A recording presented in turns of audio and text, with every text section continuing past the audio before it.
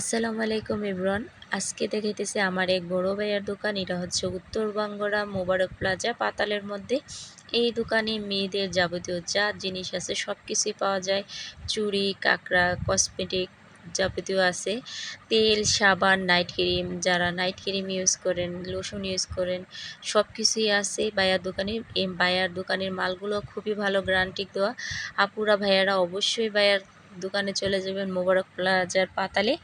আর এখানে খালি কসমেটিক না, এখানে আরও অন্যান্য জিনিস পাওয়া যায়। আপনাদেরকে দেখানোর চেষ্টা করতেছি।